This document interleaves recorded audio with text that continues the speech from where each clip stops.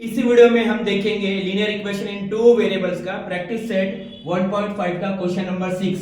Okay, तो practice set 1.5 जो है वो applications of linear equations in two variables पे है, यानी इसके अंदर वर्ड प्रॉब्लम्स आते हैं जिससे आपको इक्वेशन फ्रेम करना होती है और उन इक्वेशंस को आपको सॉल्व करना होता है। तो यहाँ पर एक वर्ड प्रॉब्लम है, क्या है, out of 1900 kilometre we shall travel some distance by bus and some by aeroplane. Bus travels with the average speed of 60 km per hour and the average speed of the aeroplane is 700 km per hour.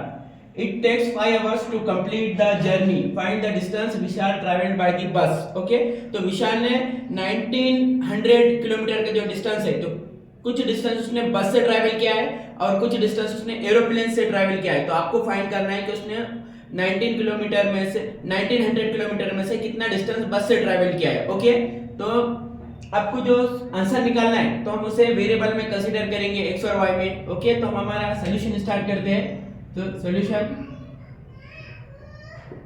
Solution में let Vishal travel, okay, let Vishal travels, okay, so Vishal ने travels किया, let Vishal travels x kilometre distance by बस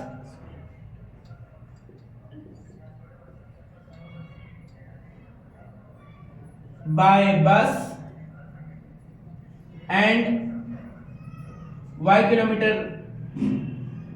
kilometer distance by aeroplane।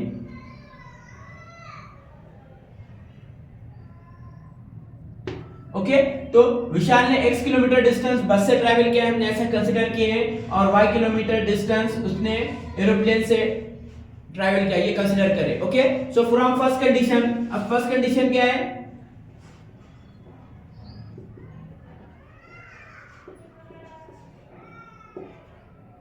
ओके, तो इसके अंदर given है कि इसने दोनों मिला के जो डिस्टेंस उसने कवर किया है वो 1900 किलोमीटर है। मींस तो फर्स्ट कंडीशन क्या हो गई, x plus y is equal to 19। Okay, यहाँ यूनिट्स लिखने की जरूरत नहीं, तो x plus y is equal to 1900, ये फर्स्ट कंडीशन होगी। तो इसे हम कहेंगे इक्वेशन नंबर 1।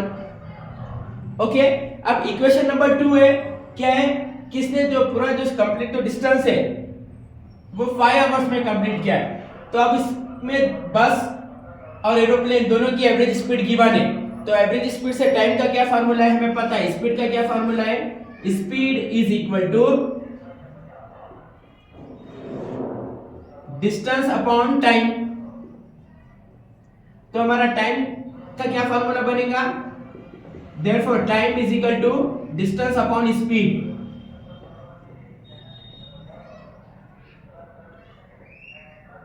ओके, तो जितनी ज्यादा स्पीड रहेगी उतना ज्यादा उसे टाइम क्या कम लगेगा। तो दोनों मिला के कंप्लीट उसे कितना टाइम लगा है, 5 आवर्स। बस और एरोप्लेन दोनों का मिला के 5 आवर्स लगे। ओके, तो यहाँ पर जो बीच का जो डिस्टेंस टाइम है उसे हम नेग्लिजिबल कंसीडर करेंगे, सिर्फ ट्रैवलिंग टाइम यहाँ पर हम कंसीडर कर रहे हैं। ओके, तो फिर अब इसे बस से जो ट्रैवल कर रहा है तो उसके लिए उसको कितना टाइम लगाऊंगा, x फ्रॉम सेकंड कंडीशन। अब यहाँ पर हम सेकंड कंडीशन यूज करेंगे।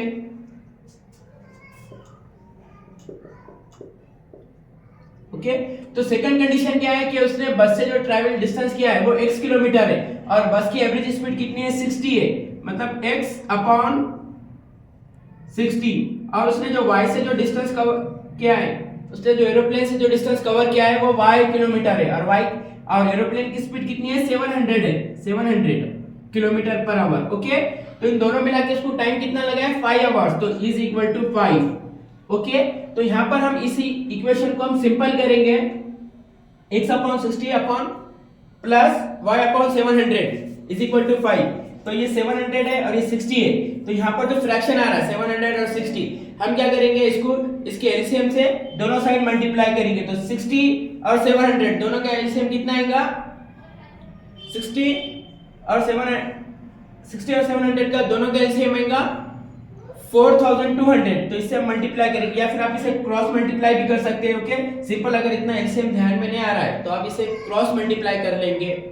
तो इसे क्रॉस मल्टीप्लाई करेंगे तो क्या हो जाएगा ये 700x plus 60y upon 60 multiply by 700 is equal to 5। Okay, अब नेक्स्ट 700x प्लस 60y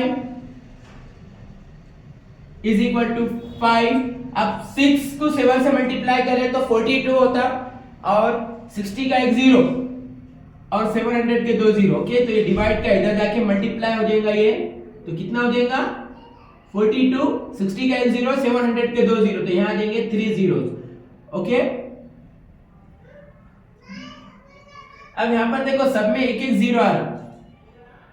अब 42 को 5 से मल्टीप्लाई करेंगे तो 42 को 5 से मल्टीप्लाई करें तो 210 आंसर आता है और इसके आगे 3 0 लगा दीजिए। ओके, और यहां पर आएगा ये 700x प्लस 60y। ओके, अब सब में 0 0 कॉमन है तो डिवाइडिंग बाय 10 से डिवाइड कर दीजिए। ओके, डिवाइडिंग बाय 10, अब इसको 10 से डिवाइड करें तो ये हो जाएगा 70x plus 6y is equal to, इसको अगर आपने 10 से डिवाइड करें तो इसका एक 0 कम हो जाएगा, तो ये कितना हो जाएगा 21,000 हो जाएगा। ओके, तो ये बन गई आपकी इक्वेशन नंबर 2। ओके, एक है equation number 1, second equation number 2। Okay, अब हम क्या करेंगे इस इक्वेशन में से, ये जो इक्वेशन है इक्वेशन नंबर 1 और इक्वेशन नंबर 2, तो यहां पर 6y है और ये यहां पर कितना y है, तो इक्वेशन नंबर 1 को हम 6 से मल्टीप्लाई करेंगे। ओके, सो मल्टीप्लाई, या फिर इसका एक इजी मेथड भी है, जैसे ये इक्वेशन नंबर 1 है, इक्वेशन नंबर 1 में से हम x की वैल्यू भी निकाल सकते हैं या फिर इसे मल्टीप्लाई भी कर सकते हैं। तो हम क्या करेंगे इक्वेशन नंबर 1 को 6 से मल्टीप्लाई करेंगे। ओके, इक्वेशन नंबर 1 को 6 से मल्टीप्लाई करेंगे ताकि y के दोनों कोएफिशिएंट क्या हो जाए, सेम हो जाए।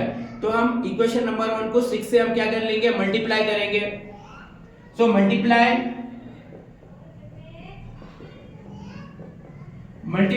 Equation 1 by 6।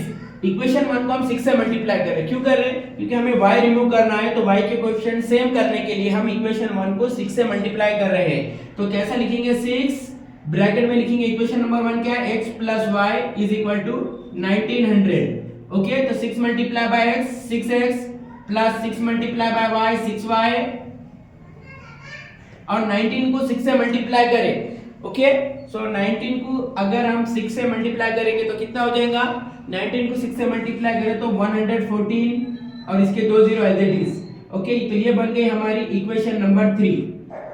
ओके, तो एक हमारे पास इक्वेशन नंबर 1 है, दूसरी इक्वेशन नंबर 3 है। ओके,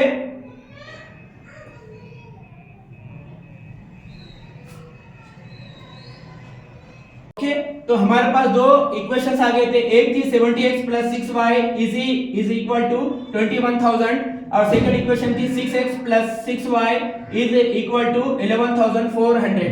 ओके, अब यहाँ दोनों में भी देखो 6y क्या है, सेम है, कॉमन है, तो अब हम क्या करेंगे इक्वेशन 3 को 2 में से सब्ट्रैक्ट करेंगे। ओके, तो सब्ट्रैक्ट,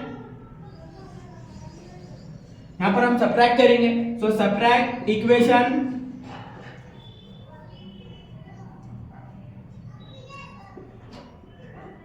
सब्ट्रैक्ट इक्वेशन 2, इक्वेशन 3 को 2 में सब्ट्रैक्ट करेंगे, तो subtract equation 3 from 2। Okay, equation 3 को 2 में से हम क्या कर लेंगे, सब्ट्रैक्ट कर लेंगे। तो यहां पर हम लिखेंगे सबसे पहले इक्वेशन 2, तो इक्वेशन 2 क्या है, 70x plus 6y is equal to 21,000 and equation 3 क्या है, 6x plus 6y is equal to 11,400।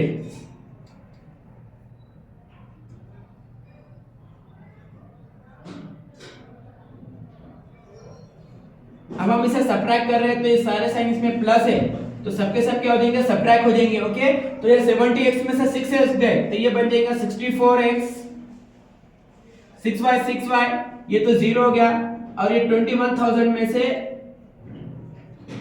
हम निकालेंगे 11,400। ओके, सो 0 माइनस 0 ये 0, ये 0, ये बन गया 10, 10 में से 4 निकालिए, ये आ जाएगा 6, ये इधर से 1 लिए, ये बन गया 10, 10 में से 1 निकालिए, ये आ जाएगा 9, और 1 माइनस 1 0। ओके, सो 21,000 में से 11,400 हमने माइनस कर लिए, तो ये आ जाएगा 9,600। ओके, तो x की वैल्यू कितनी आ जाएगी 9,600 अपॉन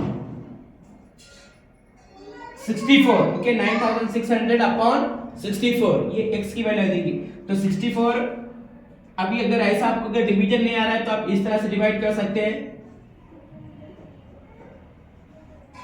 ओके, यहां पर आप 64 के टेबल बनेंगे, 64 के टेबल में 9 नहीं आता है। ओके, नेक्स्ट अभी 96 बन गए, तो 64 बन जा 64। ओके, तो 96 में से 64 माइनस कर लिए, तो यहां बचेगा 32, एक 0 नीचे आ गया, तो 64 5 जा 320, ये कर लिए 0, यहां पर एक 0 आ गया, तो 0 को 0 एज इट इज। ओके, तो x की वैल्यू कितनी आ गई यहां पर 150। तो यहां पर सिर्फ आपको distance travelled by the bus निकालना था। ओके, तो सिर्फ y निकालने की जरूरत नहीं, तो कितना आ गया वो 150 आ गया। तो यहां पर हम आंसर में लिखेंगे डिस्टेंस, आंसर में क्या लिखेंगे, आंसर में लिखेंगे the distance Vishal travelled by bus is, the distance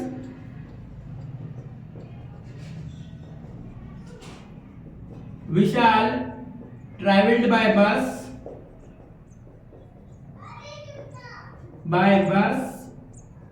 is 150 kilometre. Okay, तो उसने बस से जो डिस्टेंस ट्रैवल किया है वो कितना है 150 किलोमीटर।